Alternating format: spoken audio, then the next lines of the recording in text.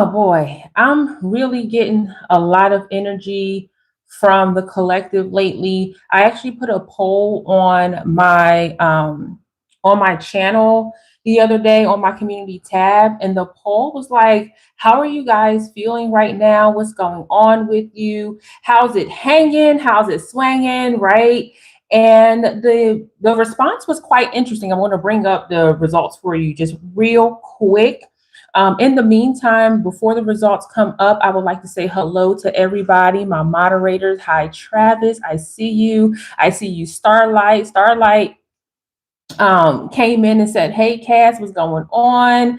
Like, I'm glad, Starlight, you're back. Hey, we're so happy to see you. And all the other members, mods, subscribers, and those who are looking to subscribe and not really sure yet. Well, listen, sometimes we got to grow on each other, right? So I'm really happy to see you guys around. I'm trying to bring up, girl, can we hurry up and bring this message up? Okay, got that part. And let me go to my, here we go. You guys, I'm sorry, I thought I had this thing up already. I totally did not. Here it is. So I asked, hey, collective, tap in, how are you?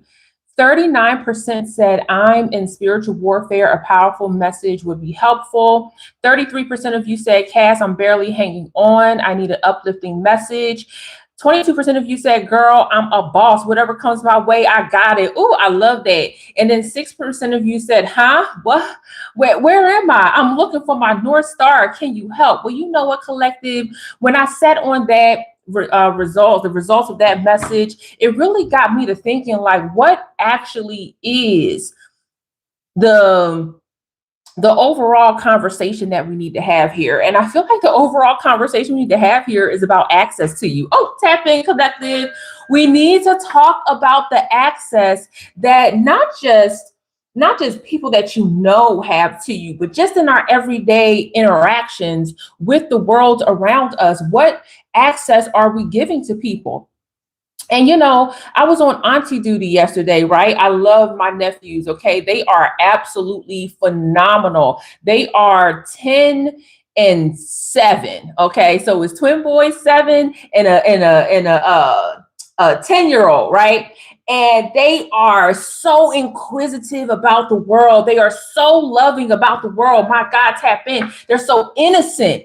And I feel like when I'm on auntie duty, I recognize that any person that's out here can recognize the innocence that I do and try to take advantage of it. So when people show up and they're like, oh my gosh, your children are so beautiful, they're so I'm automatically like, girl, what's your angle? Boy, what's your angle? What you trying to do out here? I'm automatically suspicious, right? Tap in, all right?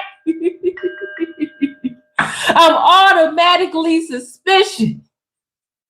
Hi, celebrity Ian.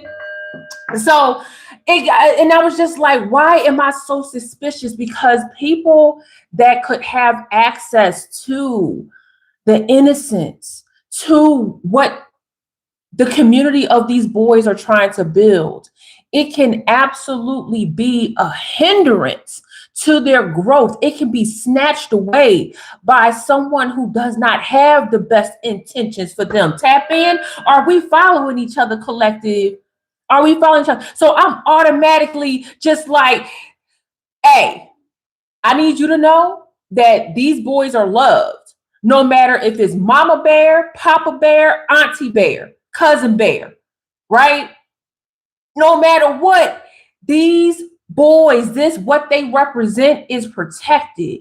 And you will not be able to have access to them in any nefarious way or damn near any good way, because we have built a solid protection gate wall around them, where if you try to get access to them, you will be stopped by any means necessary. Okay, tap in. So as I'm like hanging out with my nephews and I'm just like soaking in how amazing they are, I started to think about the collective and how amazing you are, and how your innocence Even if you live this life a million times, how your innocence has been ripped away from you, how you have tried to build foundation after foundation, not just for yourself, but for other people to have a safe landing place, even when you didn't really feel like you had one on your own. You were trying to build something, and how people really took advantage of that anyway. My God, tap in. And I'm just thinking about how your access has been fully weaponized against you, collective. My God, today, and thinking about how hurtful that is, how dangerous that has become for you, collective. Because, see, when you've been put down, shot down, you've been dismissed, you've been lied to over and over and over again, you start to recognize that, man, your access should actually be quite valuable, and it should also be a limited resource. My God, tap in. Are we following each other, collective? Because just as I see my nephews as innocent and beautiful and have their eyes wide open to the world, is the same way I see the collective and their beauty and being open to the world, and how much you want to give back in hopes that the right people feel and see what you're trying to give without taking advantage of it. Tap in, collective. Oh my God, today. Okay. So when I say access to you is a privilege, we need to start intentionally acting like it. I don't care who it is, collective. I need you to tap in. I don't care if it's your mama. I don't care if it's your cousin. I don't care if it's a friend or family. Your access should absolutely be limited, and it should be a valuable resource where only the highest qualified of people should be able to tap in with you and connect with you. Jesus loves me and Jesus loves you too. Thank you for that message. You feel what I'm saying, collective?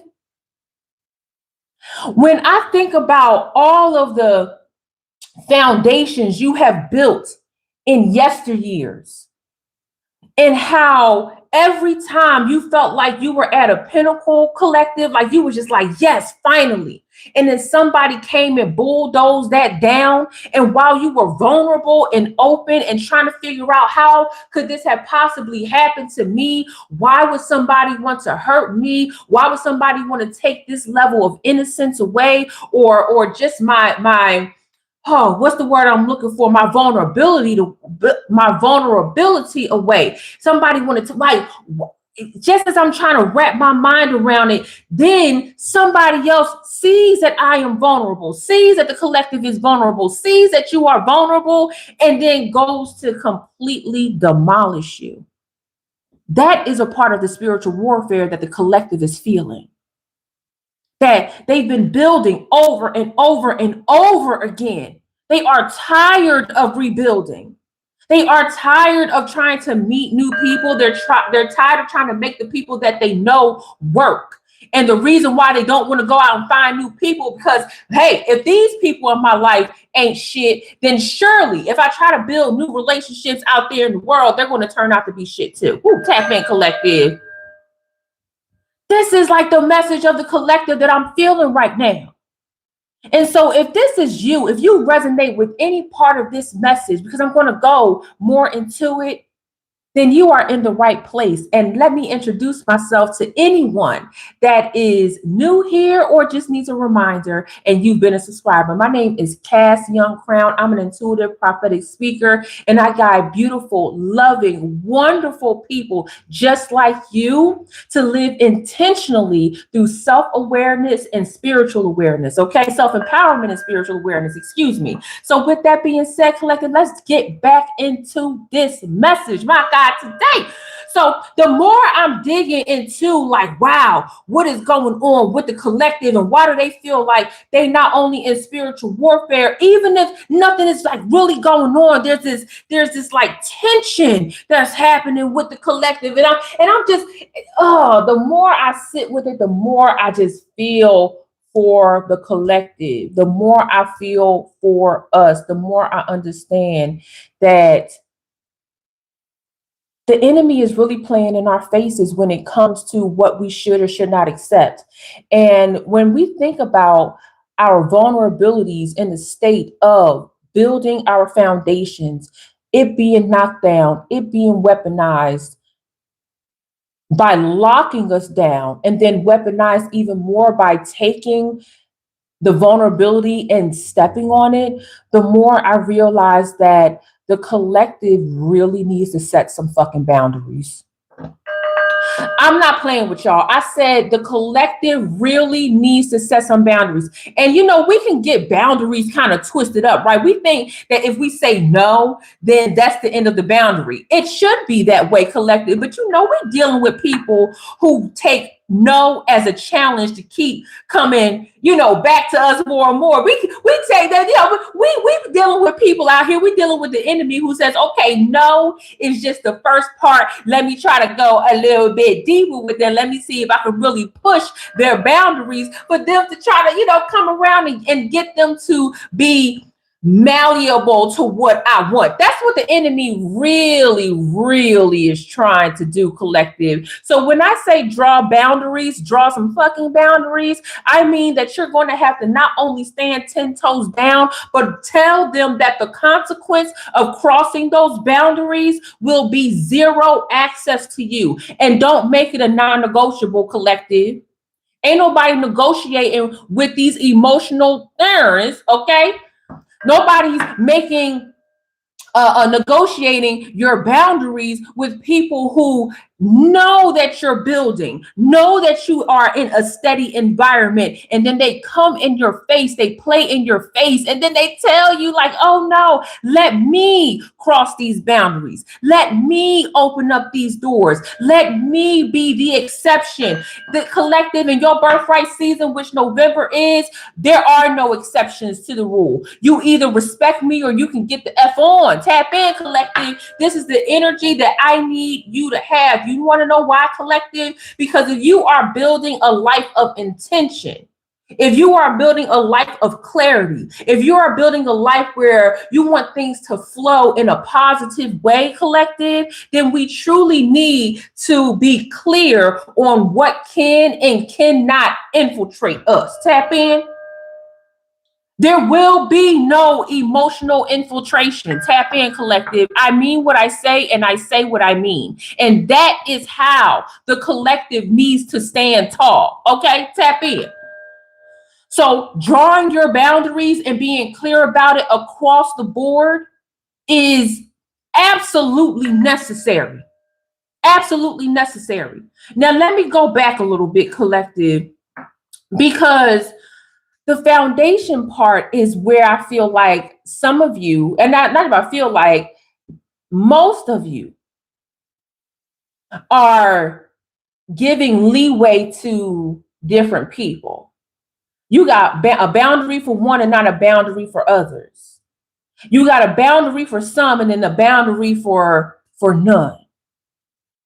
Collective, you've got to assess your values. You've got to assess. You've got to look at exactly what you are willing to hold on to and not fold for. Because if you'll fold for your values, that's where your boundaries come in. If you'll fold for your values, then what else will you fold for? This is what the enemy is thinking. Tap in. So, collective, I really want you to think about not just the what, but the why. People find it so compelling for you to let go of your boundaries. What are they trying to draw you away from? And what, more importantly, are they trying to draw you towards? See, your mission is clear, collective. Tap in. I know the collective knows that their mission is clear. God has sent you on a divine mission. You know what it is. You know what it is. So if the mission of the enemy is to take you away from your divine purpose and your power, and you're allowing that to happen, that means that somewhere along the route, your boundaries have gotten lax. Collective, we got to move away from that. We got to move away from that. The second thing that we have to understand, collective, is that access to you is not a right. I feel like some of y'all missed that. Access to you is not a right, collective. Don't nobody have a fucking right to not only access you, but to act like it's their birthright to access you. Oh no. We must be clear that access is not owed to anyone, and it will never be owed to anyone. Tap in. Are we on the same page here, collective? Because I kind of feel like when I'm talking about access, some of y'all are not recognizing that in passing, people can access you. They can stop you and say, "Hey, how you doing?" I have learned, oh my gosh, collective, just in my own life, in my own experience, as I've lived more intentionally, as I've been very strategic in how I allow people to communicate with me, that people stop you on the street and want to talk to you. No. Hi, I really do not feel like talking today. Not to you. I'm not afraid to hurt people's feelings. If their feelings are hurt, that's on them. But if I'm not interested in talking, I'm not interested in talking. You don't get to have access to me. You don't get to stop and take a part of access is time. You don't get to stop me and have my time, especially when I'm on a mission. It is my right to say no. Tap in. And you getting upset, people getting upset, they believe that they are entitled to you, your time, your precious, beautiful time, collective. What in the actual world? That is sick. That is sick. You know, the more I'm digging into this message, and I'm going to pull out my cards in a second, I'm just channeling this message as we go along. Some of y'all actually feel like you have to be obligated to give people your time and space. Yeah, some of you feel like you have to be obligated. This is a part of spiritual warfare. I know a lot of this is embedded in you through societal norms. A lot of this is embedded in you through familial norms, right? How you were raised, some people pleasing, might be a lot of trauma attached to this, collective. I'm telling you that you have to shift your mindset. If you feel obligated for people to take up your time, perhaps you have you have boundaries and you need to strengthen them. Perhaps you don't have any boundaries. I don't know if you know this, if you're new here, but I'm gonna call the collective out because this is about strengthening the collective to have faith within themselves, to trust their intuition, to trust their knowing. Tap in. This is what I need for the collective. Oh my God, today. So a lot of this people pleasing is actually killing y'all. You feeling like you obligated to open up your home, your spiritual home, your space, your mind, your time, your money, your wallet, tapping, okay? A lot of you feel obligated to open up your temple to allow other people to access you. That's an absolute fuck no. That's right. I have to be strong with my language today because a lot of you might not even recognize that the people pleasing that comes along with spiritual warfare is a problem. Draw your boundaries.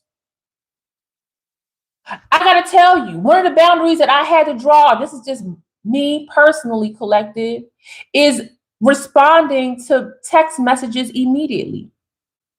Unless it's my husband or my mama or something like that, I'm not responding to text messages immediately. You don't get to have access.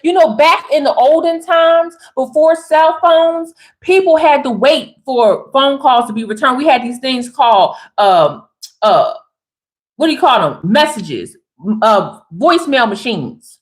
Answering machines is what they call them back in the olden days. Tap in.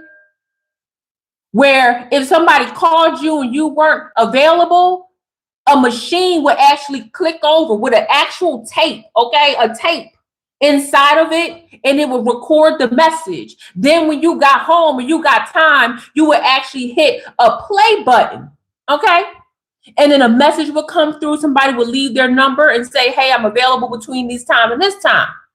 I'm going back to those olden days. Why? Because I have to draw boundaries, especially if I'm giving myself spiritually to my business. I got to draw boundaries in certain places. The olden times had some very good spiritual nuggets back then. Maybe you should take some of those boundaries and implement them in your life, collective. There's nothing wrong with that. And don't let anybody shame you otherwise. Are there small Are there small exceptions to the rules? Of course there are. But for the majority of you guys, no. And this goes for a lot of you people that's fucking working these crazy jobs. These jobs, these managers think they have complete access to you all the time. Even you hourly workers. If you're hourly, these managers think they can have you all the time. They can call you on your phone on your hours off. No, they can't. A lot of you that are salary, oh my gosh, salary workers get it. They get it. Because these managers and these supervisors think that you are available 24/7. No, you are not. You have to have boundaries, not just in your personal life, but also in your work life as well. Tap in your business life as well. Tap in. You are not in the business of people pleasing, and you are not in the business of honoring the darkest parts of your trauma that makes you overlook what you've gone through so that you don't have to deal with it. I said that. So if you find yourself people pleasing and you find yourself acquiescing to people believing that it's a right to have access to you, collective, and you find yourself bending a knee to that, we got to step back and check. We got to check ourselves. Tap in. Oh my God. Because you're not going to survive. You're not going to survive that, collective. Some of y'all burned out all the way right now. Burned out because you keep showing up for people. You keep building these foundations for people. You keep building places where people feel comfortable landing, and then they take a shit on your floor and then walk out the front door. We got to stop that, collective. I'm worried about you. Okay? I'm worried about you. This message is about access to you. It is a privilege to know you, collective. It is an honor for you to show up for people in a way that is selfless. But that starts with being very choosy about who gets your energy, collective. My God, today. Whew. Don't let the love of yourself and the love of healing other people interfere with how you show up. Don't let it interfere with your boundaries. Don't let it interfere with your self-trust. You know what's right. Thank you so much. I bless your gift 1,000-fold. Thank you. You got to trust yourself more than you ever have, especially today, collective. You got to trust yourself more than ever. This is no longer an outside like structure where your label matters, right? Like before it was, oh, somebody has a title of a CEO, or somebody has the $1 billion or whatever. So they have authority. Like that's the old guard. I told you, collective, we are ushering in the new world order. I don't give a damn what this wickedness and high places think they doing. Girl, they failing. That's why they over here panicking. That's why they on their way to Mars. Okay. Because they think they're going to just leave us here. Go. Like, you don't even have to wait, right? A part of ushering the new world order is understanding your place in the divine order, knowing your abilities, knowing that you're healing. It's a part of your self-awareness. It's a part of your self-empowerment. It's a part of spiritual awareness. Tap in. Ain't nobody playing games with these people. And I'm not playing games with you, collective. Draw your boundaries starting today. And let people know that there are consequences for mistreating you. Whew. Let's go a little bit deeper. My God, today. It's just so, I look exhausted, grief. I'm looking at exhausted and grief. My goodness, I'm telling you, collective, when I saw that many of you feel like you're going, or not feel like, let me not diminish it. When many of you are going through spiritual warfare, tap in, my God, today. Ooh, I'm looking hateful and stressed. Some of y'all just hate that you're stressed out. Some of you just hate that it's so much going on. Collective, you can't control everything, but you can control yourself. And some of you believe, you know what else, collective? Woo, I'm going to say this. I'm going to say it out loud. And I don't know who I'm going to trigger. But if I trigger you, come to the forefront, okay? Come to the forefront. I want you to mentally come to the forefront. You ain't got to say nothing. But some of y'all believe that you belong in these hostile environments. Some of you believe that you deserve the hate and the hurt that you're going through. Some of you believe that you deserve to be stressed. Some of you believe that you deserve to be exhausted. No. Who put that on you? No. We need to talk about this. Who put that on you? I need you to, I gave that space because I want you to answer that for yourself. Who in the actual heck told you that you must be stressed? You must be in a space where you are receiving hate, or you feel hateful, you feel vengeful, you feel spiteful, you feel hostile. Who told you that you must feel exhausted? There is this, and I gotta be real with y'all. I used to be somebody of this thinking as well. That in order to be in beautiful grace, in order to know that you are a soldier, a warrior, a lover, a friend, a soothsayer, a seer, a truth teller, right? And like all these things that come along with being a child of God, right? That you must first go through the worst of the worst, right? That you must first be subjected to so much pain in order to see your gifts. I don't believe that that's necessarily true. I think that people, most of you collective, the pain that has come to you is not because you have these gifts. It's because other people see those gifts and want to take advantage of them. And the signs that you had before by God that said, hey, yo, this person ain't shit, you've ignored those. Because humanly, you want to be a good person all the time. And you did not draw those boundaries. And you feel like because you didn't listen from time to time that you deserve to be stressed and exhausted. And it's led to deep grief. And I'm telling you right now, collective, get that the fuck out of your mind right now. Get it out of your mind. You deserve to be happy. You deserve to be loved. You deserve to be cared for. You deserve for your trust to be treated like the rare commodity that it is. You deserve rest. You deserve relaxation. You do not deserve to be bound up. You do not deserve to be locked up. You don't deserve the weapons that come to you.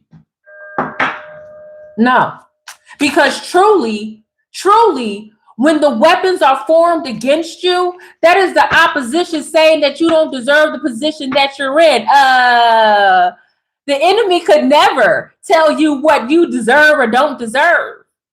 Clearly, you deserve it. Clearly, you deserve everything beautiful that's coming to you, collective. Like, the reason why the enemy is coming after you, no matter how it shows up in your life, is because they see that you are in your birthright. That is really the enemy projecting on you that, yes, you should be hateful. Do they know that we can see them? Is the enemy aware that we are like, we're front and center? Oh my God, today. Oh my gosh. What else is going on with the collective? You know what, collective? I want you to start getting bored with these hoes. I know. Listen, a part of this collective is that, okay, come here, collective. Come here. A part of the collective's makeup from time to time, we got to talk about this, is that the collective thinks that they got to prove something to these bitches. The collective, like, so, and it's just like, I got to prove to the enemy that I'm worthy of what God has given me. What?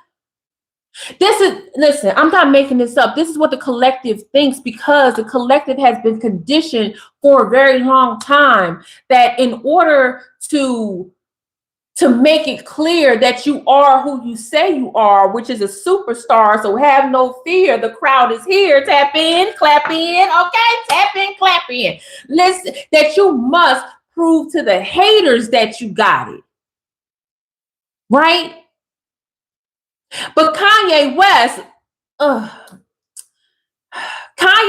said, okay, I just had I wanted to read the fuck out of Kanye West right now, but I had to stop myself. Kanye West said, listen, scream from the haters, got a nice ring to it. I guess every superhero needs his theme music. What? That's what he said. Okay, now I love that song. That whole album is just like gold. But anyway, don't make me cuss Kanye the hell out right now. Whew. Do I like twin Gemini? I like mostly everybody. Tap in. Mostly. Mostly everybody. Okay. But again, the collective has been conditioned to prove to the haters, prove to people who disapprove of their gifts, that they are indeed rightful owners of their gifts. And I'm going to tell you right now, get out of that mindset. It is a detrimental mindset. And that detrimental mindset can lead to exhaustion. That detrimental mindset can lead to you being stressed. So not only are some of you feeling like you deserve to be in this place, but some of you are welcoming this type of energy because you believe that you have to prove to people who don't even give a damn that you actually do have it, or they know that you have it and don't give a damn about it. Okay? You trying to prove to them that you got it. We collective. You don't have to prove to a fucking soul. You don't. Your work speaks for itself. Always say, look at the body of work. Look at the body of work. That is actually something I taught in, I had actually taught that in my 10 ways to spot a demon masterclass. You got to look at the body of work. If your body of work speaks for itself, then the enemy already knows. Your haters already know what the problem is. And the problem is that you know who you are. It's a problem for them. Tap in. Whew.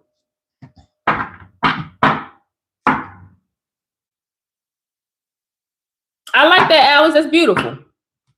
Whew, my God, today.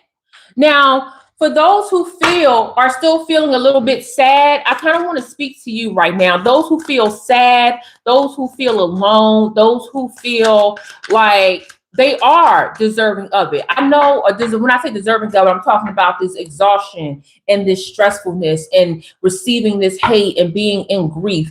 Listen, collective, that's more, it's more in the collective that's experiencing that than we would like to really acknowledge. And I need to acknowledge. Thank you so much. I bless your gift 1,000-fold. Thank you so much for your gift. Thank you. Totally not latent. Thank you so much. I appreciate you.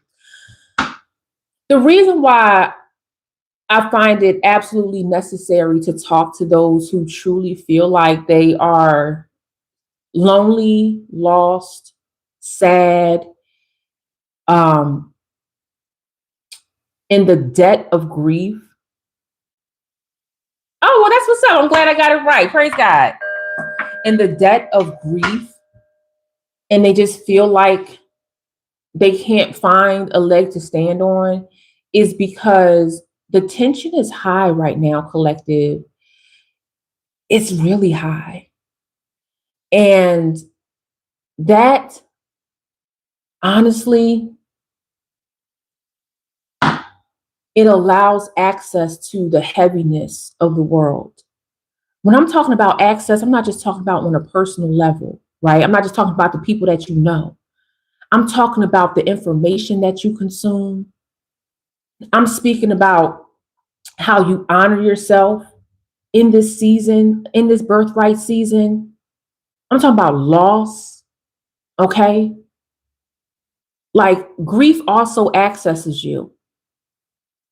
And living an intentional life means that you take the time to unpack. I didn't say that you ignore it. I didn't say you throw it away. I didn't, no, you honor it. You honor it. So if you are feeling exhausted, if you are feeling like some vengefulness, or you're feeling this hostility, and you're like, well, there's nobody necessarily attacking me. I just feel it because the weight of the world is on my shoulders and the way that the world is going right now. And I just don't have everything that I want or need, or I'm actually going without. Like, collective, it's a lot of people in the collective that's experiencing this like that. It really is. So when I'm looking at, I was talking about my nephews earlier and protecting that innocence. I look at the collective who's going through that level of stress as a space of innocence and vulnerability. And I want to speak love and life into you so that you can feel your way out of it. Getting out of it, feeling your way out of it, seeing your way out of it. Some people can't even see beyond the clouds. So you got to feel your way out of it. And I want to speak to the strength that is within you, because a lot of you are feeling, Eight of Pentacles and the Eight of Swords and the Five of Pentacles. Some of y'all are really feeling that stress in a big way. That Eight of Swords came out, man. But I want you to see, sometimes, collective, even in the, looking at that King of Cups, my God, that Five of Swords, even when you are in the dead of your night, right? Even when things are quiet or you're hearing noises that don't sound familiar, people are around you, or you feel like you're being like targeted, or people are coming after you, collective. Like, at the end of the day, I need you to understand that Eight of Swords is actually possibly covering you. It could be covering you. It could not be as strong as you think it is. It could be forcing you to see life a different way. It can be, the Eight of Swords can actually tell you, like, perhaps the way out of this is not looking back, is no longer longing for what was and looking at what is to become. And I know, like, especially when you sitting in a collective, I've sat in it. Most of the people in the collective have sat in this Eight of Swords loneliness, hoping that things go back to the way that they were. And recognizing, like, oh shit, you might not actually be able to go back to the way things were. Yo, that is a hit of grief. And most times when you realize it, it's like you have to deal with that level of, oh shit, I can never go back to what was happiness for me, what was safety for me, what I thought was love. Like you might not, like taking that on collective is heavy. There's nothing wrong with you being in that moment and recognizing that it freaking sucks. It is hard. It's a lot. It's deep. Because at one moment, one point in time, this moment where you are, you have to say, like, I feel like I'm by myself and grieving every part of what was. I can't go to my mom or my dad. I can't go to my friends or I can't go to anybody because they don't know everything that I lost and how that truly impacts me. And collective, I'm telling you right now, like my God, today, the collective understand. They might not understand like the specifics of your situation, but that loneliness and grieving, that is an emotion. That is a feeling, that is a journey that all of the collective has walked. And I honor the space that you're in. And I honor the space that you're in because honestly, you might not be in a space to honor yourself. And so I am offering in this message, in this part of my message right now, I am offering you this part of my energy to honor yourself. And a way to honor yourself, my God, today is to say, even in the moment, like, I recognize that things may never go back to the way they were. But what do I gain if I go back? What will I lose if I go back? What are the consequences of stepping back in time? And what am I being called to walk towards today? That is a part of your honoring of this space that feels empty, that feels like you're lost or lost. That is a part of honoring. And we should not ignore collective, the part of the collective that might not be as strong as we are, that might not be in the battle where they're going toe to toe with somebody, where it's showing up that way. Many times the collective is going toe to toe with themselves, with the old version of themselves and the newer version of themselves. And the reason why I bring that up a lot, and I feel like I've been bringing that up a lot, especially in this birthright season, is because it's a transitory period. And it takes a moment for the collective that's walking this path. It takes a moment for them to recognize like the reason why more than likely they had to leave something that felt good, that felt safe, or something was snatched away from them is because they're entering a birthright season. And they truly have to grieve that. Grief is a journey that we all experience individually. Tap in. Something that I had to come to terms with at a young age is something I had to come to terms with in hospice social work. As a death doula, I had to come to terms with everybody understands grief, but it is the loneliest journey you could ever walk through. Oh my God, today. And as I'm looking at this King of Cups, right, talking about grief, talking about a journey, like King of Cups, out there by himself, drinking his grape juice by himself, asking all of those deep questions, not to himself, but having a conversation. I say God. Some of y'all say universe. Some of y'all say source. God. I say God. Okay. If that offends you, I'm not sorry. Look, this is what it is. Having a conversation with God, asking those deep questions of the self. Right? Tap in. So if that's you on this journey, collective, I honor that. And I'm offering a part of me, a part of my energy for you to take if you have no energy for yourself, to honor that. But you'll eventually have to find that. And I was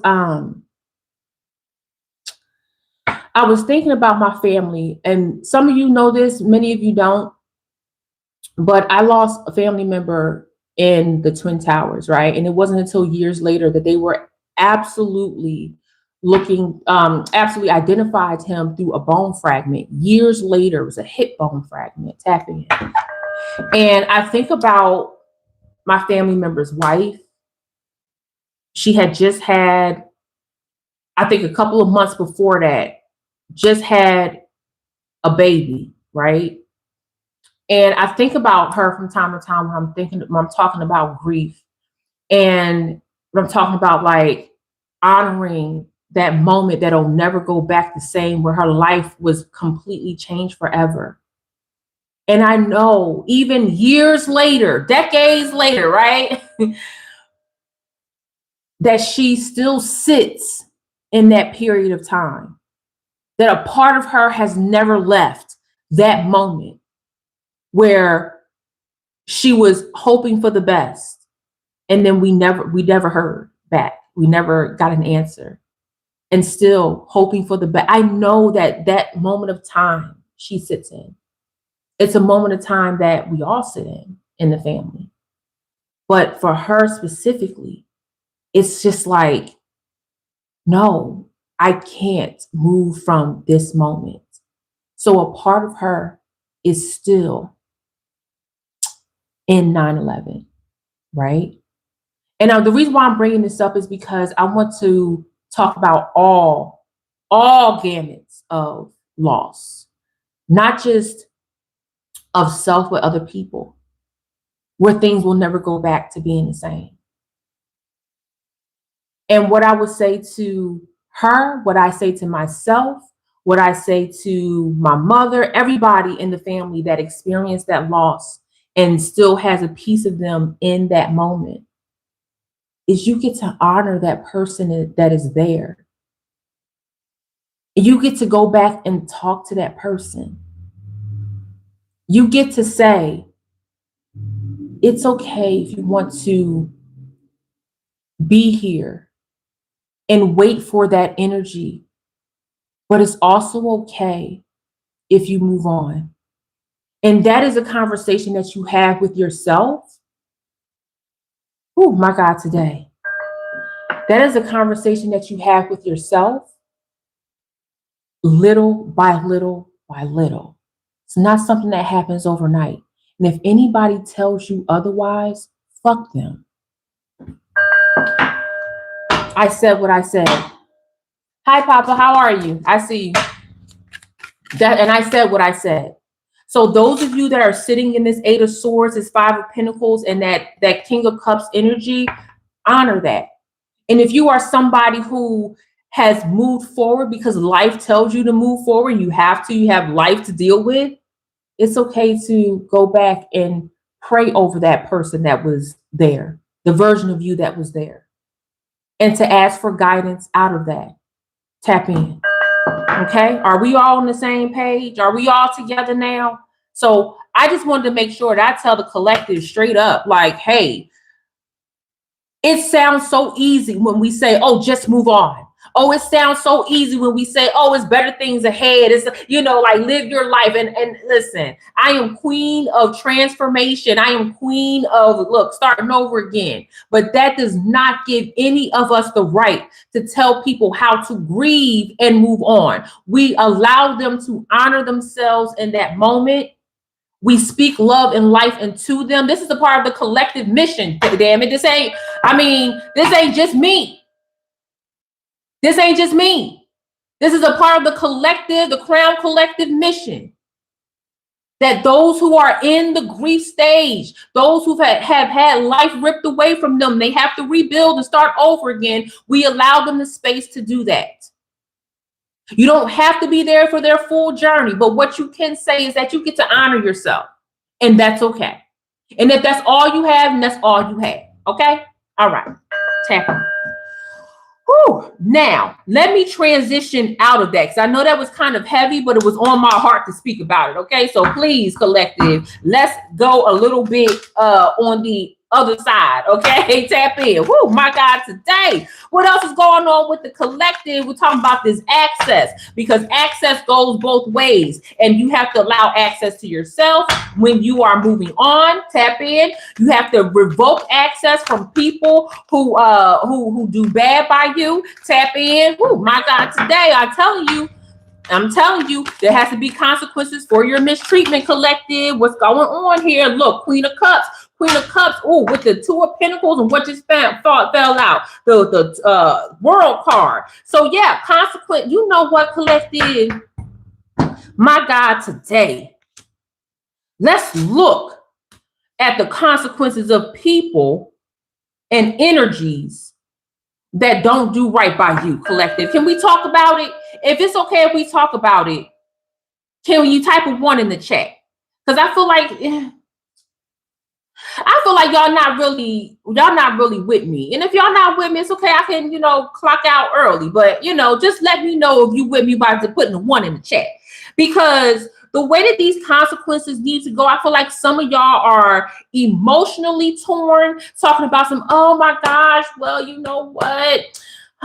We have been together for a really long time, or I've known this person for a long time. Cass, like they are a part of my world. They are a part of my foundation. I need them. Girl, if you don't get the hell up out my face. Now, see, this is where I'm gonna snatch you up, collective. I said this is where I'm gonna snatch you up, okay? Because the longer you sit on a decision like this, okay, the longer you think that you need to hold on to somebody just because they've been in your life for a long time, the more you punish yourself, the more you put yourself on lockdown. If they don't respect you, if they don't care about how their actions are affecting you, how their words are affecting you, then they don't get to be in your world. You need to revoke access. Now, in this phase of my life, I'm gonna let you know I'm removing access. Oh, girl. Now, some of y'all just be like, "Oh, you don't owe nobody an explanation." And I feel, depending on who it is, I'm with you, collective. No, you don't owe anybody an explanation. Whew, my goodness. I don't know this. I feel like this. All right, y'all, collective. Now, listen. I just started rolling my shoulders back. Okay, what the collective? What's going on? Some of y'all just feel like a world, something was lifted off of your shoulders? Did you feel like that was a somatic movement, collective? So maybe somebody felt like they were heard. Maybe somebody felt like I was speaking to them, that that now they understand, like they don't have to be in a particular place. So I just feel like there was a weight lifted off of a part of the collective shoulder. And I love that for you, collective. Many of you that have been watching me for quite some time, like there are certain things that just happen in my live stream. And I'm like, whoa, like what was that? Like 2 weeks ago, shit just started falling apart. And I'm like, what the hell's a whole demon trying to interrupt my flow? I was like, oh my God, I need to get some smell goods up in here. Like my whole energy, I got chaotic real quick. Who remembers that? Who was in that live stream? So collective, when I start doing stuff like that, I'm telling you, that is a signal that I have received from the collective that something you just feel like you can move. And for that, I love that for you, collective. Now let's get back to this message right here, because this decision, okay, this all this 6-7 decision, we removing that. So if you feel like you are emotionally attached to somebody, girl, get emotionally unattached, okay? Get emotionally unfreaking attached, okay? Because listen, H-Town said emotions make you cry sometimes. Cry, get over it, and let's unpack it. Just because you know somebody for a long time. Okay? So what? Because you've known somebody for a long time, that means what? They get to stay in your life and still use you? Absolutely the F not. Tap in. And then you're going to end up in the same cycles. You're going to end up in the exact same cycles. Or do you want to choose to go into a new cycle? Yes, you could just walk with. Listen, I'm explanation right now. I'm in my explanation phase. Okay. Hi, person that I've known for a long time. Here's why I'm cutting you the fuck off, because you are a shitty person, and I need you to know just how shitty you show up in the world. Okay. I have done that. And guess what? They be coming back. Cass, you know what you do? Don't care. Don't care. I'm cutting off this relationship. I love you. Bye. Yeah. Yeah, that's the phase I'm in. But some of you might just be like, all right, Cass, you know what? I'm new at this. And all I could do is just cut off the relationship. That's all I could do right now. That's it. That's all I got. And if that's where you are, girl, that's where you are. I've been in that space for a long time. Cut it off, over and done with. Now I'm just like, oh, let me tell you why you ain't shit, bitch.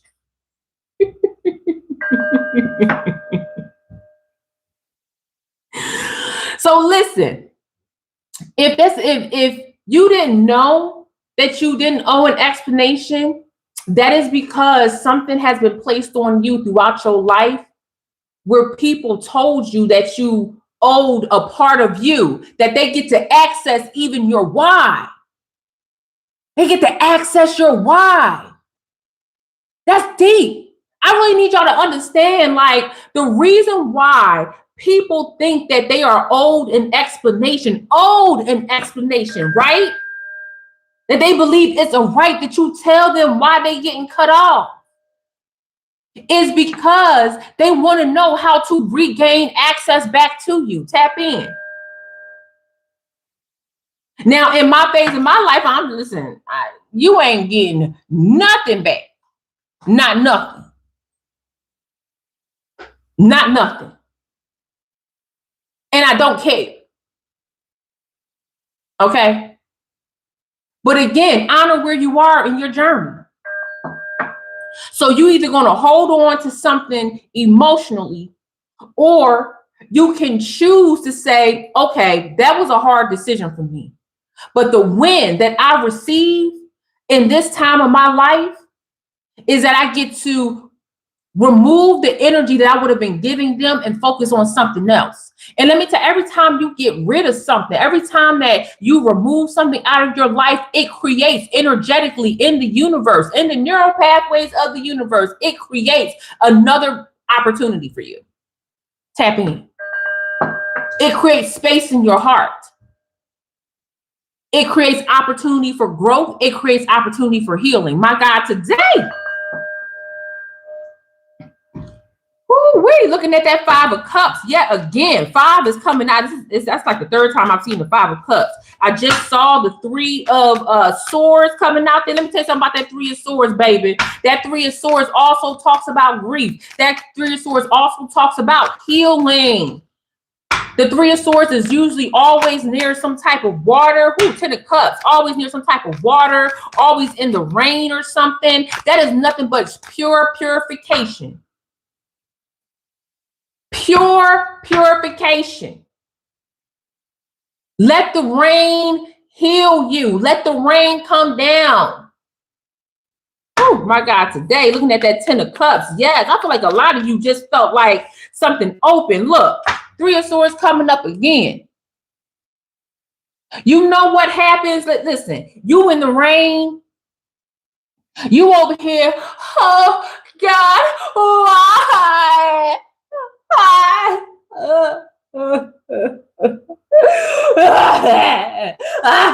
Girl, you get to honor that though. You get to honor that moment. I'm not making fun of you. I just know what it is. Once you cleanse it out of your system, crying is healthy for you, baby. You now have to remove those swords. You in the rain, baby. Let it wash away the pain. Literally. I Collective. I feel like this is opening up, not even opening up. This is closing a wound. This message about access is closing a wound for you. I really love this space that you're in. Even if it feels heavy right now, just knowing that you can control how you honor where you are, how you speak into yourself where you are. Society makes you believe that you got it, that healing is an overnight thing, or that you should be healing at this point in time and you should be dashing. No. When you unpack where you are in life at this point in your journey, when you start unpacking that, you start unpacking. It's like, what do you call it? Like those Russian doll things that you just you take one part and then there's a whole nother piece in there. You got to take that, and it's like 20 different pieces, and they're intricate until you get to the smallest fiber. And then after you heal that smallest fiber, you put that fiber back into the next one, and then you start building back up. Who in the world said nesting dolls? Thank you. Tap in. My collective is just, y'all are so smart. I love you guys. This one, no, I did not. This one, somebody asked me, did I make this crown? This is probably one of 20 that I did not make. Okay, so I have probably about 3 or 4 that I did not make. But the other ones, like especially like my real big ones that take up like the whole, like I take up space with my real big crowns, like the one that I made for like my grandmother's funeral, the one that I made for I was a sacred witness to somebody's baptism, so I made a real big one for somebody's baptism. Like, girl, those are huge. So like, just real quick, when I open back up my sacred services and people invite me to witness like beautiful things, like such as their baptism, such as rituals, such as rites of passages, like I custom make crowns for myself to honor that moment, collective. Ooh, it's a whole process. But anyway, yes, healing, your healing journey, the time, baby, you get the clock in and out for your time.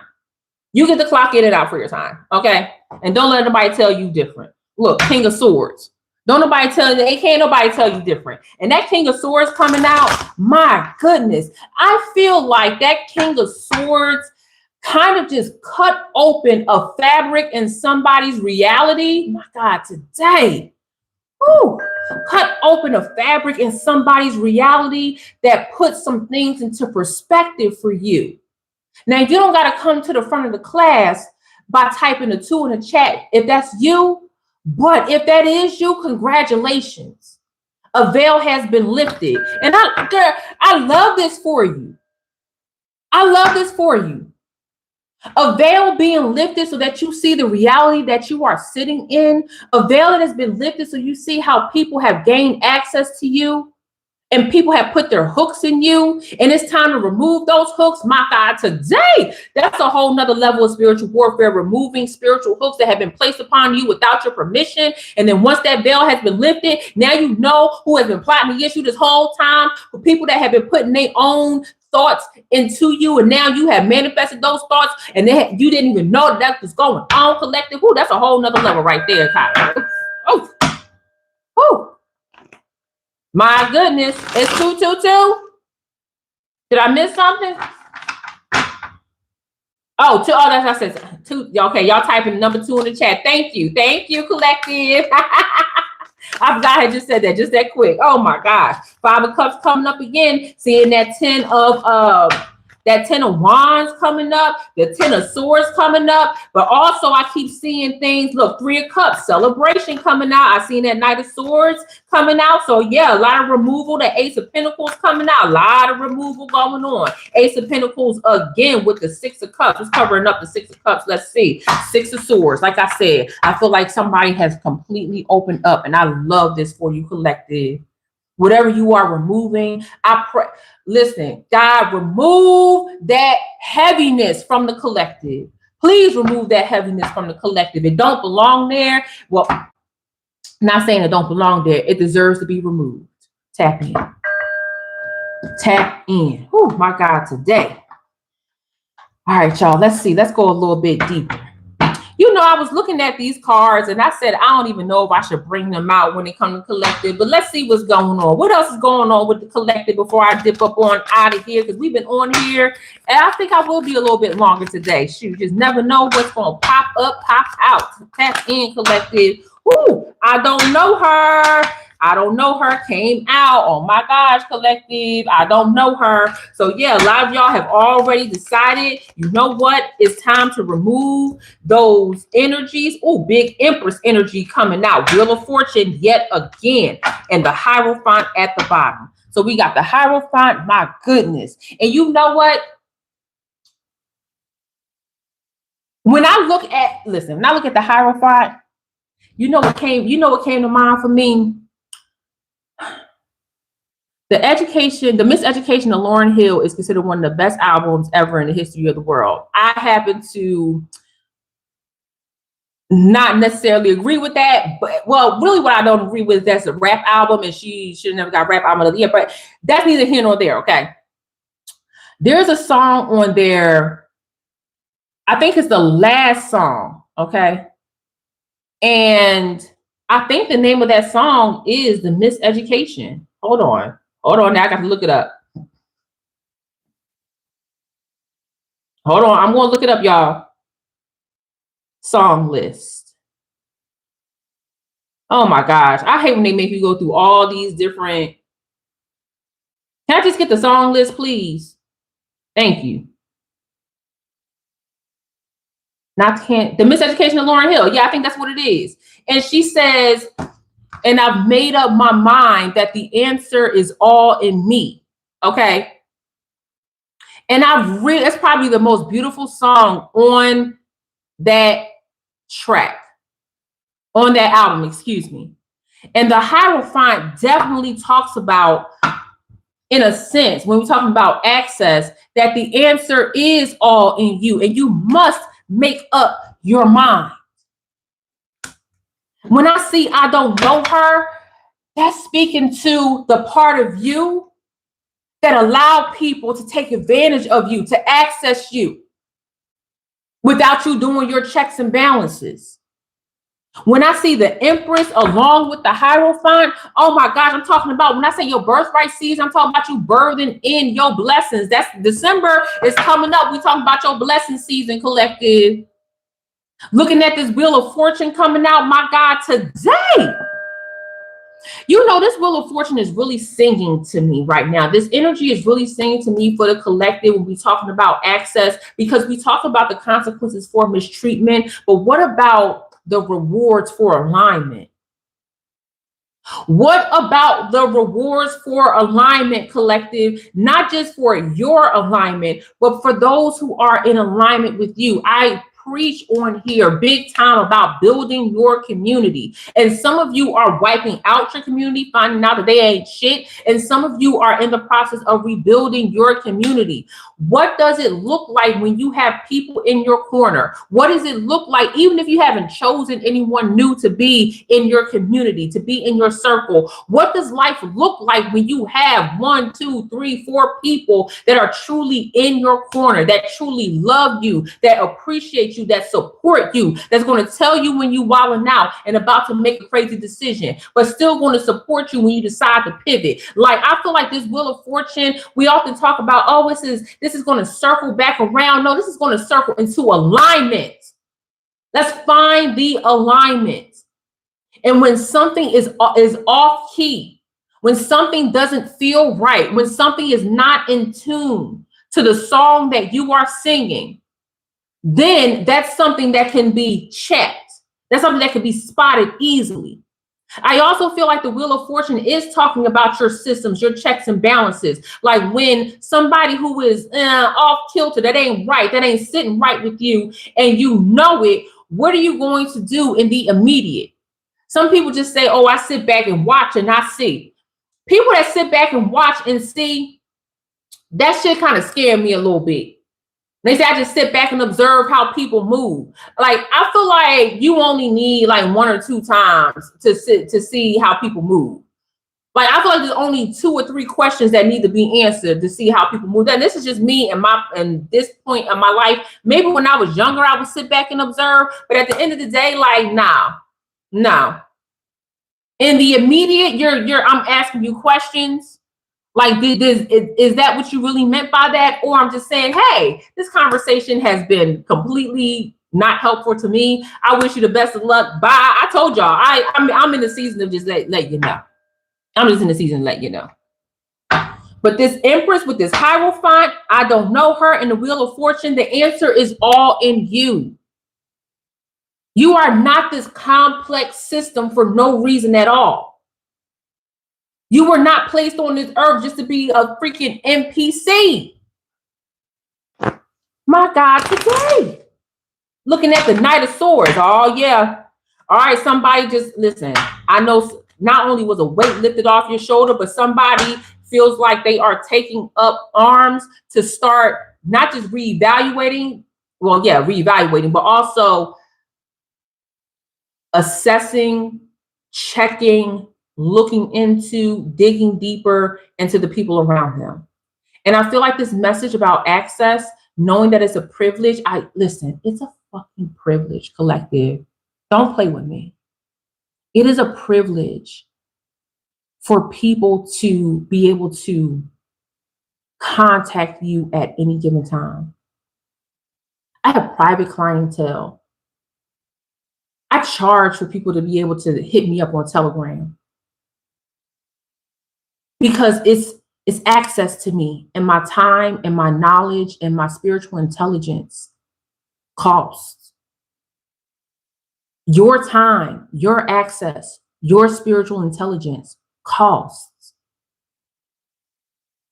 And I need you to start acting like it. I need you to embody that.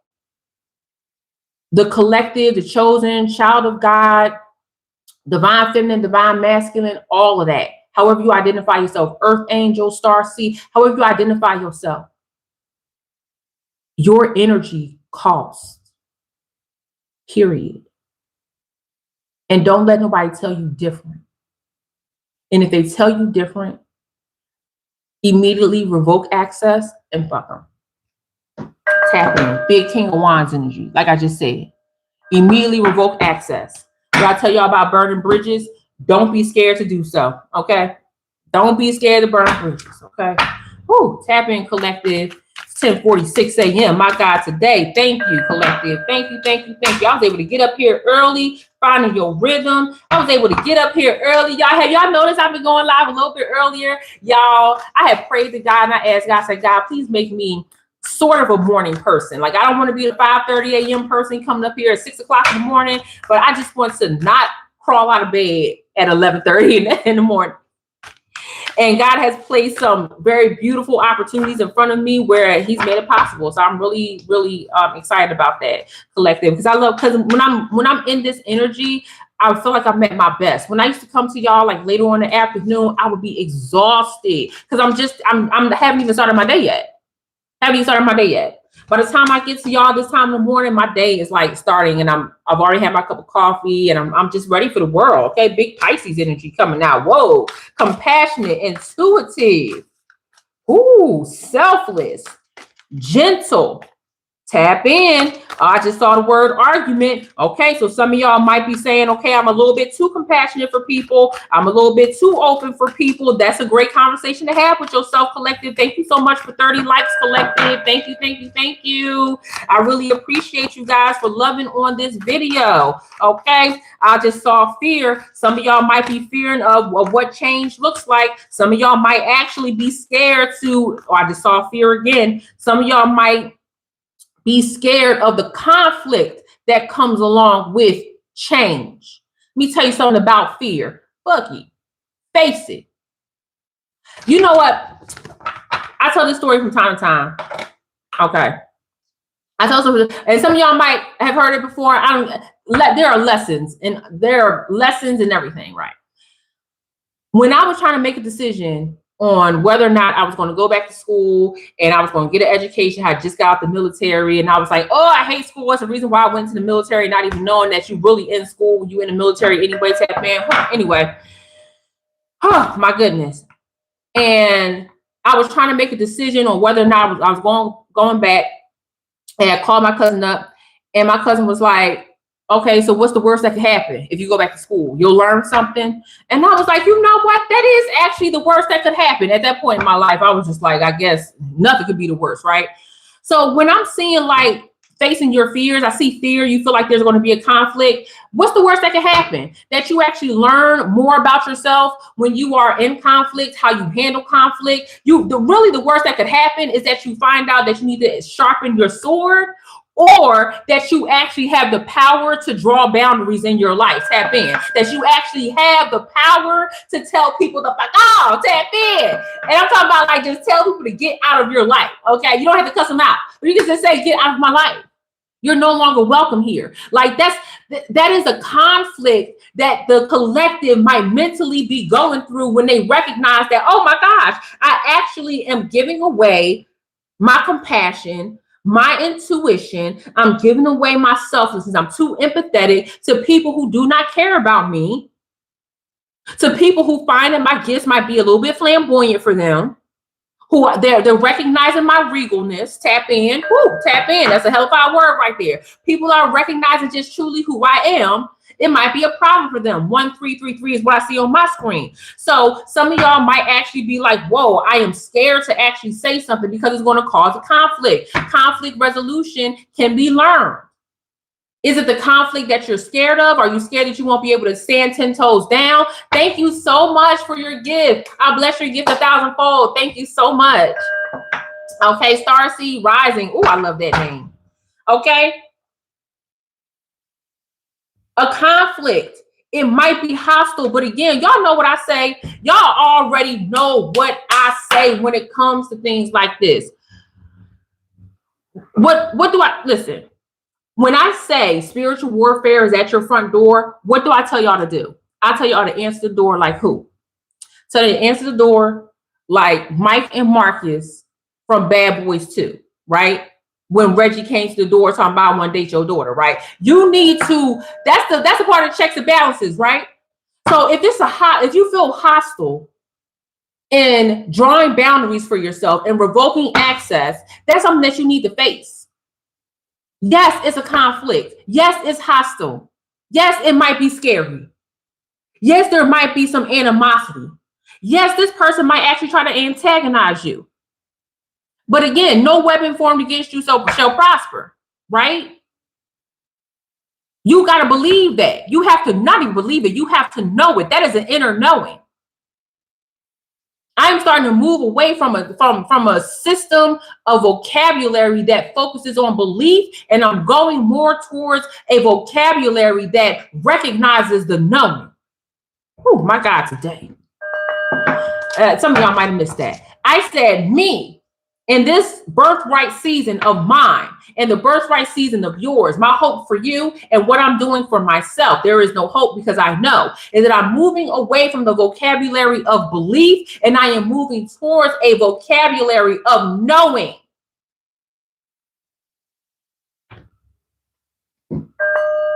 Thank you, Star C. I really appreciate that. That's just, when you guys lovingly offer money for my words, like that is one of the biggest flexes. I tell my husband, I go home, I'm like, yo, people actually they love what I said so much. They offer, the exchange for my words was money. Like whether it's 10 cents, whether it's $100, like that is such a flex to me. And I'm thankful for it. Every bit that you guys say, hey, you work hard for your money. You do. So I just want to take a moment to say thank you. Okay, thank you so much. Ooh, tap in. Okay. So yeah, that hostility, that conflict, that dispute, deal with it. The worst that can happen is that you learn more about yourself and you know what to do better next time. Because the end result is going to be that person can't even come back into your world anyway. Oh my God, today. I saw wild growth come in. My God, today I love that. You know, this is the second time I've seen something. I saw the devil earlier pop up, and I said I'm gonna put a pin in that, and I just saw the word addiction pop up. Okay, so let me tell you, this is somebody in the collective that's dealing with an addiction, and by that I mean addiction.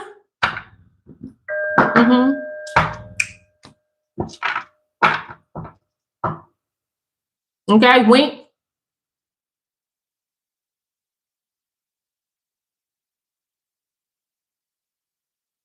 I'm trying to find a way to say this without triggering YouTube's algorithm. TLC and salt and pepper, way back in the olden days. Okay, I'm talking. Listen. Okay, listen. Way back in the olden days, it actually used to be like positive rap, right? And TLC, their first album, which is what? Ooh, on a TLC tip. There was a lot of messaging in TLC and Salt and Pepper that talked about safe X is a weapon. Whew. My God, today, whoa, let's come on, y'all. Was that, who remembers when TLC, when Left Eye used to wear the protection over her eye? I'm really trying to watch my words so that YouTube don't trigger this, right?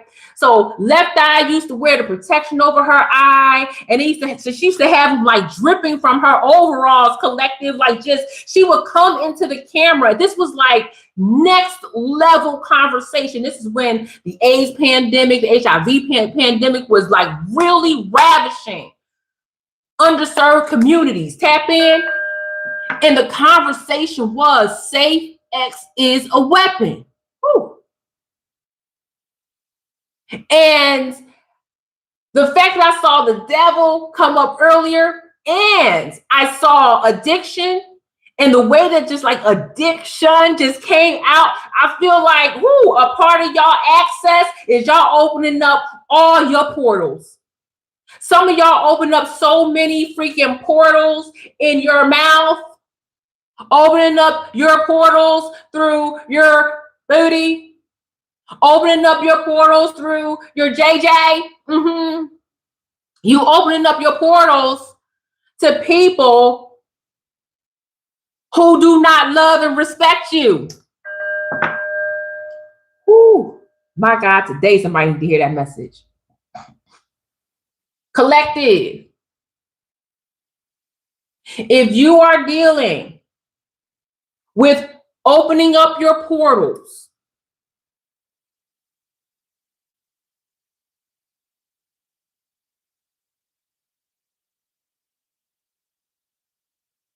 if you are dealing with, I had to take a moment, y'all, because this is so serious.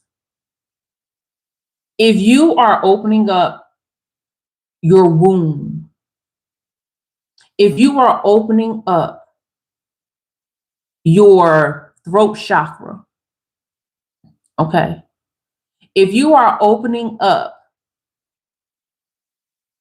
your behind the scenes moments, that portal, whether you divine feminine, divine masculine, and the person that you are opening up to does not recognize your divinity, does not care for your divinity, that has played in your face multiple times, that hasn't answered a question about your status, that refused to get any type of testing, that is going around to different people, and you know this collective, like, you're not just playing with your physical health, you're playing with your spiritual health. You're taking on other people's demons and traumas. And that could also be affecting why you believe that you are deserving of anything that comes bad to you. Because it's being imprinted into you. That's why a lot of the times, oh my God, today, Oracle King just said it. A lot of the times when I connect with the collective and they are on their transformational journey, one of the things that they volunteer, I asked this question eventually, but one of the things that they volunteer is, I've been celibate for 2, 3, 4, 5, 6 years, right? Because they recognize that there has been spiritual damage that takes a long time to recover from, because they was operating from a mindset of unhealedness. So if this is you, and you know, and the collective, you know when it's not right, you know when you're not being fulfilled, like you know this. If this is something that you're dealing with, collective, come in. Come here. Stop. Stop. Your portals, especially for my divine feminine, your portals are precious. It is one of the ways that the divine feminine, and I'm speaking for divine feminine because I have the portals. It is one of the most unique ways that we connect to our goddess temples, to God. One of the ways that we receive our downloads and uploads. My God, today, it's one of the greatest ways that we manifest.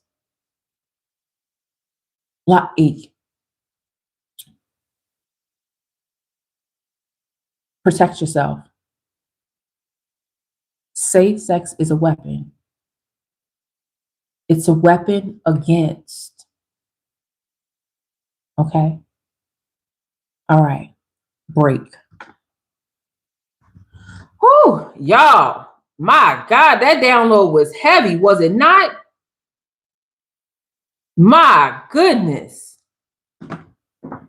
Somebody needs to hear that. Somebody needed to hear that message. And Oracle King, just thank you so much for putting that in the chat. 1 to 2 years, I think that is just the beginning. I don't even think that's enough time. I've had people come to me and say they've been celibate for 10 years, and the clarity is unlike any other. It is imperative that you protect yourself. That you protect yourself. Divine feminine, divine masculine. Whew. Okay. That was powerful. My goodness. The first card I picked up was powerful. My goodness. All right, let's get a closing message out here, collective. Woo, that was heavy. But it was necessary, collective. It was so necessary to get that out. Because my God, today, just think about it. Just think about how many times you opened yourself up. Thank you so much, Natalie. Thank you, Natalie Rose, for your gift. I bless your gift 1,000-fold. Thank you so much. Just think about how many times the collective. Whew, I know this. Look, the Hermit. What I just say. I know this. 2 of Cups again. Got the 2 of Cups and the 2 of Pentacles. Again, that emotional resonance. Hermit card coming out. Yeah, a lot of you are like, hey, Cash, you said something to me that really stuck. The Empress coming out yet again. Empress and Empress. Whoo, 3-3. My God, today. And you know, Sade being the Empress on this card is so, like on this card right here, is so fitting, because Sade is the queen of, I'm gonna drop a song and get out of here for 10 years, and I'm gonna show back up and drop another album and I see y'all in another 10 years. Okay, she is like the embodiment of, when I give something to the world, it's going to be that of creativity, of love, of truth, of power. And I feel like with the Empress coming out again, yes, I'm telling you, I feel like that message really that I gave about protection and it being a weapon, that was really for my divine feminine. I'm not discounting my divine masculine because you know how it is for you, but really my divine feminines, oh my God, today, protection, protection, protection, protection. Tap in, collective. Woo. Look, and the lover's card right on the bottom. Man, love yourself more than they hate you. Okay? Love yourself more than they hate you. Big Empress energy. I love this. What's coming out? The Eight of Swords coming out yet again. Look, but this time the Eight of Swords is different. I want you to bind yourself to you. See, the Eight of Swords, a lot of people say, oh, it causes you to be blind and this is your own mental that's trapping you. No, in this instance, this Eight of Swords is truly showing up, my God, today. It is truly showing up as it being a protection for you. See, when you are surrounded, this is a beautiful card. When you are surrounded, y'all see that? By the protection of God. My God, today. When you are protected. Oh, Kimmy, thank you so much for your gift. I'll bless your gift 1,000-fold. Thank you, Miss Kimmy. Thank you. I love you. Thank you. When you are, my God, today, protected by not just the armor of God, but you see yourself truly as a force to be reckoned with. My God, like, that's when the true power manifests. That's where the clarity comes. When I say access to you is a privilege, imagine anybody who thinks, and I said earlier, some of y'all might be so deep in the clouds that you can't even see yourself, like, get out of it. You got to feel your way out. This Eight of Swords is inviting you to recognize what it feels like to feel your way out. Like, my God, today. Y'all know have y'all ever seen this movie called Ninja Assassin? And it's an old trope, but Ninja Assassin is what comes to mind. My God, today. And Rain, who was the main character of Ninja Assassin, he was a part of like this ninja school that they would train the children, and they became assassins for like world leaders, and you had to pay like I think 1,000 bars of gold or something like that in order to hire one of these ninja assassins, and they would go out around the world taking out world leaders. And Rain, the main character, who was trained with the Sith on a chain. In order to train him with this Sith, they would blindfold him, and he would have to go against another student who was also a hating ass bitch. Tap in. And he had to go against another student with a blindfold on. And if he lost, he would be punished. If he won, then the other person would be punished. And the scene where he had to like hear everything, he had to move in a certain way because the other person against him, his opponent, also had a weapon. So you got two people with the weapon. One can see and one cannot. You got to learn how to see what the other person cannot, even though the other person got full sight. That is a whole inner movement. That is a whole inner knowing. Oh, my God, today. Oh, my God, today. And I feel like this Eight of Swords with the Empress and the Two of Cups along with the Hermit is saying this is all about inner knowing.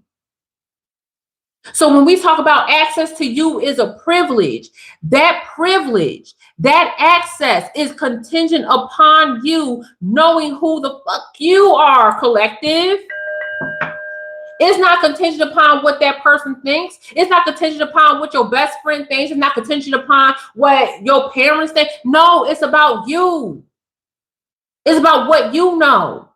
This isn't about a belief. This is about the knowing. I said, in our blessing season, we're going to start unpacking some of the vocabulary, removing you from the belief and going into the knowing. Ooh, I like that. Going into the knowing, bitch. I like that. Oh my God, today. Now, before I dip all the way up out of here and go get some breakfast this morning, because I want some pancakes. I ain't gonna eat all. I just want some pancakes, maybe a waffle instead of a pancake. Okay, I'm gonna go get me some breakfast. But before I get up out of here, let me tell you this, collective. No matter where you are in your journey, we've covered a lot of places in this journey. We've covered grief, we cover hate, we cover protecting yourself spiritually, emotionally, physically. I've used examples from Bad Boys 2 to TLC to not Mission Impossible, even though we could use Mission Impossible, to Ninja Assassin. Like, the way that I formulate my messages is, I don't even formulate them. They just straight up come from God. Tap in. Okay. They're all channeled. There ain't nothing written down. Okay. That's why I'm an intuitive prophetic speaker. But before I get up out of here, I want to let you guys know, more than anything, if no one has told you today, or if you don't hear it enough, and I need to remind you, I love you. And that means I want the best for you. But I can't make decisions for you. No one can make decisions for anyone else anywhere. Okay. We can support you in your journey, but it all starts with you. Okay. And a lot of times, many of you are making some of the hardest decisions in life, period. It's just a lot. And some of those hard decisions are going to land you in a place of nothing. It's going to land you in a place where you truly have to start from ground zero. But you're not starting from ground zero. You're starting from a place of knowing. You're starting from a place of lived experience, something that I or anyone else could take away from you. Okay? And you recognizing just how powerful you are, it has nothing to do with a zodiac. It has nothing to do with the placement of the stars. It has nothing to do with a book you read. That is you knowing how powerful you are. Because if it wasn't for you going within, recognizing the beauty in why you are here, knowing your divine purpose and power, if you did not know that, it don't matter how the stars are aligning. You got to make the decision in order to start recognizing. Tap in, my God, today. Collective, in this birthright season, there are going to be moments where you have to make a choice that you don't like, where you're going to have to speak to somebody and cut them off, where you're going to have to go into your job and create an HR report knowing that it's going to be rain coming down on you because HR hates when they're liable for some shit that they cause. Okay? I don't know. I don't predict the future. You're at the wrong place. Sorry, Midas the barber. You're in the wrong place. I don't do predictive. Okay? And I'd be very weary of that predictive stuff anyway. I speak love and life into you. If you're looking for a breakthrough job, I don't know. I'm in business for myself, so indeed, I'm not sure. But I wish you the best of luck. I really do. Oh my God, today. Collective. I started out this message. I'm gonna tell you when I started out this message with yesterday's foundation, the 8 of weapons and the 9 of weapons. So I felt like the collective was on the edge of giving up, on the edge of saying, this is not for me. What if I'm wrong? I felt like the collective was worth speaking into. I always think you guys are worth speaking into because you're exhausted, because you're dealing with grief, because you are in a hostile environment, because you're stressed out. And I spoke into that stress. I spoke into that hostility. And I talked about what it feels like when it's hard to move on.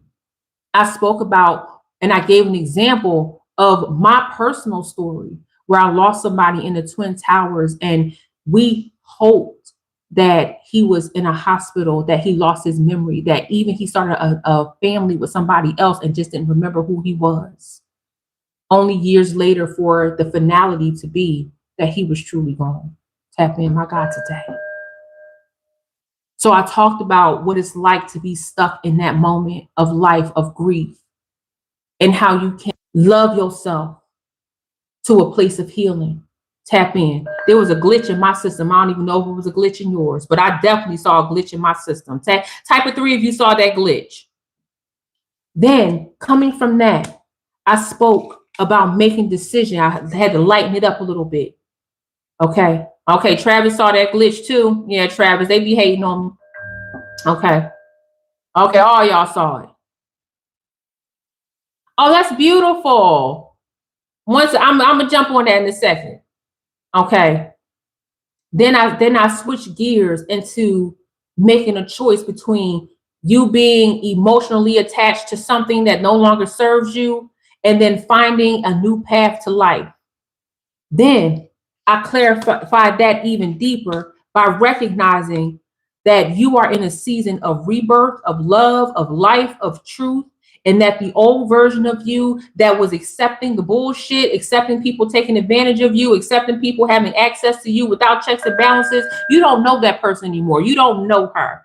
Okay. And then I think Lauren Hill, what was that? The high priestess was at the bottom of this row here. And I talked about the answer is all in you, and you just got to make up your mind, right? And then we went into a deeper clarity, and we talked about you being overly compassionate, overly selfless, overly disregarding your intuition, and you being sensitive and you being gentle for people who don't give a damn about you. We spoke about that, and I said we got to remove that from you, because who the heck told you that you got to do that anyway? We definitely harped on like the trauma that comes along with people pleasing and keeping you locked in a space, in a mindset where you ignore yourself, you ignore your truth, you ignore your journey, you ignore your messages from God, only to please other people who will take a shit on your floor and then leave out the front door. Tap in, that's what I said. And then finally, for the message, as I clarified everything and brought everything home for you, collective, my God, that's how I know this ain't nothing written down. All this is from God. Thank you for allowing me to replay this message from beginning to end. Woo, my God, today.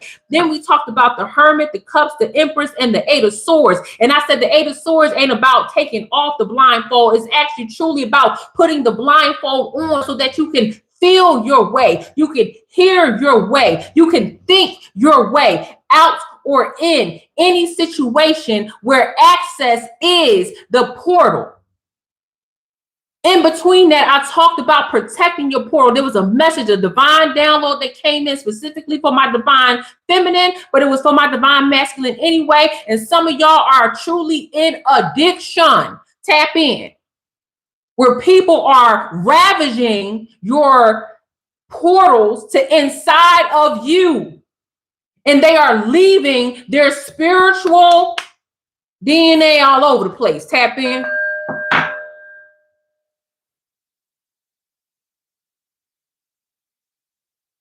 And so now I'm closing out with telling you, collective, you gotta love yourself. You've got to show right. If I don't push anything else today, I'm pushing radical self-love.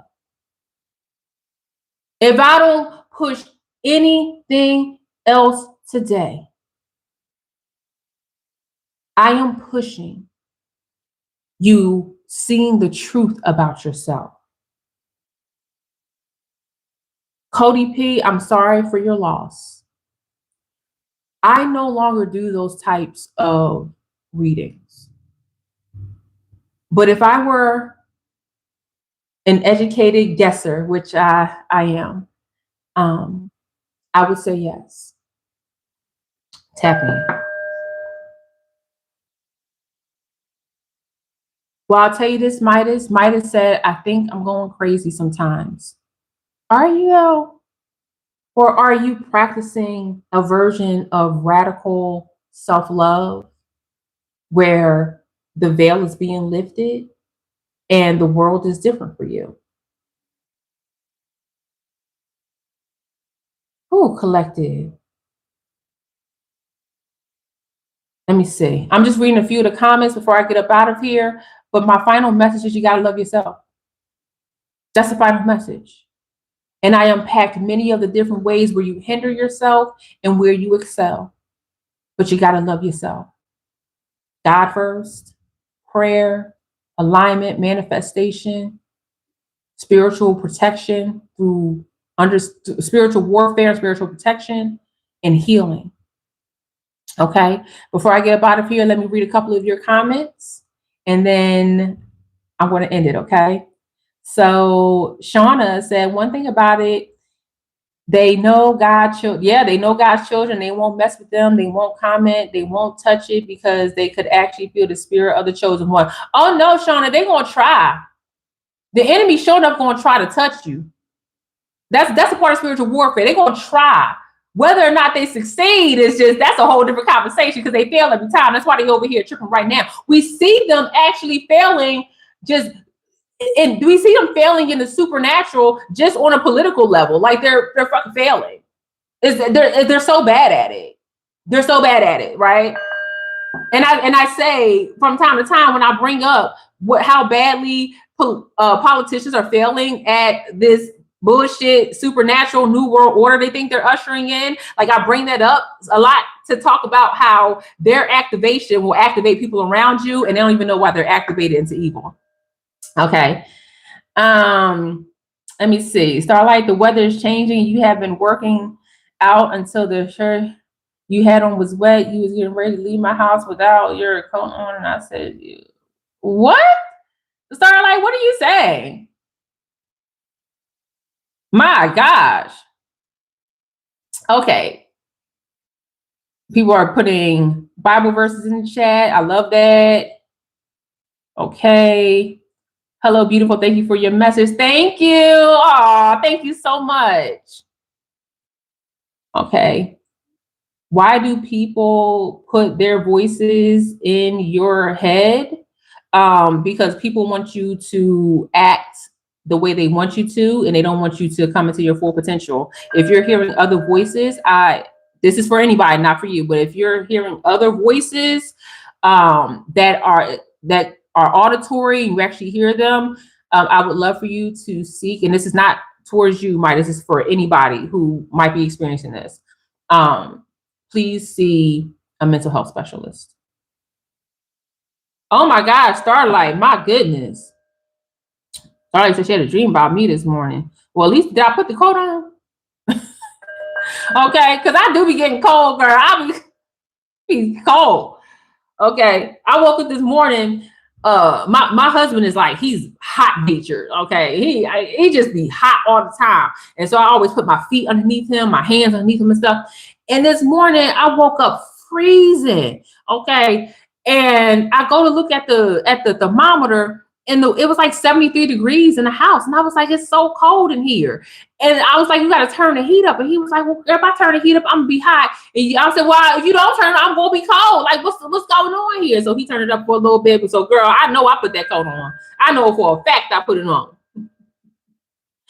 No, I'm showing them not.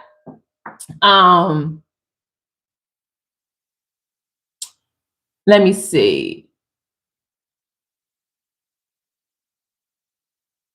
Yeah, clairaudience is one thing, Travis. I was speaking about if you hear voices that don't mean well to you, right? Auditory hallucinations, in conjunction with other mental health functions like ideations, tap in,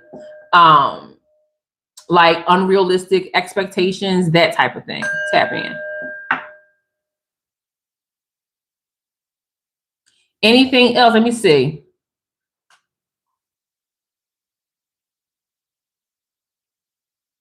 Oh, look at this demon in the chat.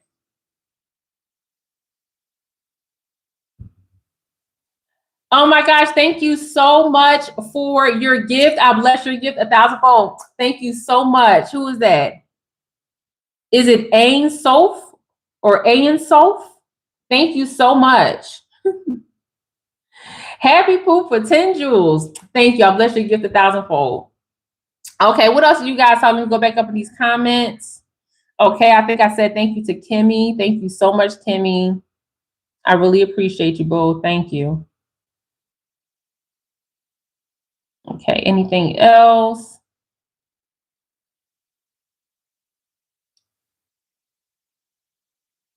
Somebody says salt and pepper being the olden days. Yes, girl, salt and pepper is the olden days, girl.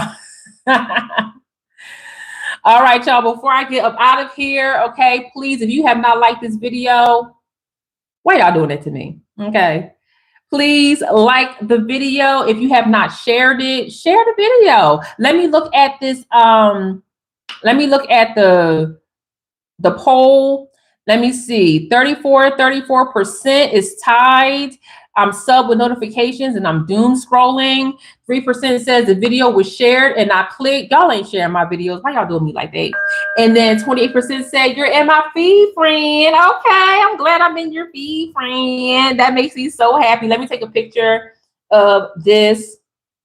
For those of you that are recipients of the crown letter, I just sent you an email. Check your emails, okay? And let me know if you got it. They will be going out on Tuesday, okay? But check your email. Thank you, Travis. Travis, you always share. I got some big things coming, y'all. So I will be traveling very soon. And as soon as I get back from traveling, so my background will be changing. But when I get back from traveling, then Mama Cass is going to be here. Mama Cass has retired, okay? So she is going to come and take over the studio, y'all. So y'all might hear Mama Cass. Y'all might actually see her walking around, okay? Mama Cass is going to come here, take over the studio while she is enjoying the West Coast.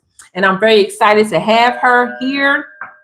All right. So just want to let you guys know that some things will be changing. I may have to operate a little bit differently. I'm excited to see my mom too. Okay. I'm so excited to see her. And it's so awesome because she gets to stay here longer. Usually when she comes and visits me during the holidays, she can only stay for like a short amount of time. But this year she gets to stay longer. I get to see her through the new year and everything. So I'm super excited. So if y'all see Mama Cass hanging out around here, just, make sure y'all say hi to her. Okay.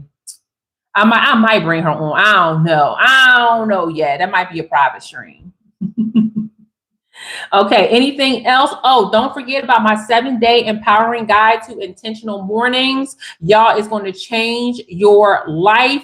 If you were anything like me and you had either too strict of mornings, or you just let your mornings go, or you're just looking to find some stability in your day, setting up your morning is going to be one of the best power moves you could ever freaking make. The pinned link is in the chat. It's also in the description box.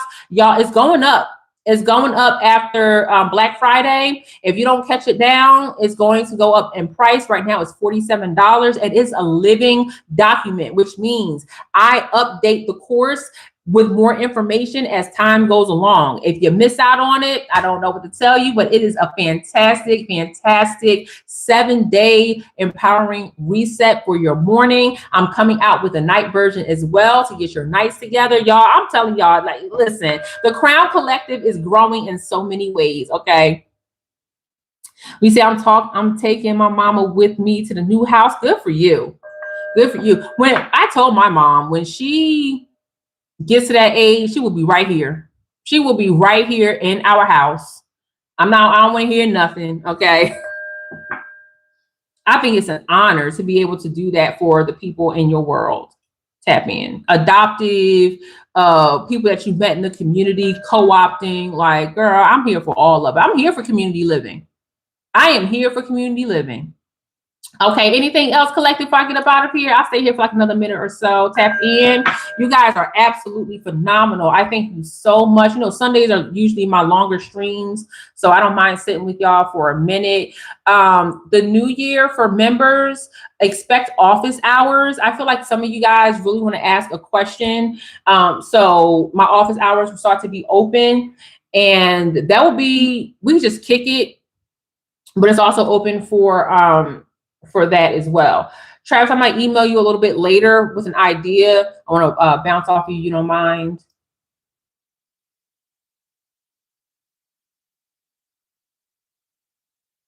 Anything else, collective? Okay, perfect. You guys have been absolutely amazing. Thank you again for joining this wonderful message. Whew, I've really enjoyed this message, guys. I just love it. I thank God for this beautiful channel experience, and thank you again. I can never thank you guys enough. Thank you to everybody that contributed to this channel by subscribing, by liking, by offering their hard-earned money. You guys are amazing. Thank you. If no one else has told you today or you haven't heard it enough, I love you and I will see you on the next one. Bye.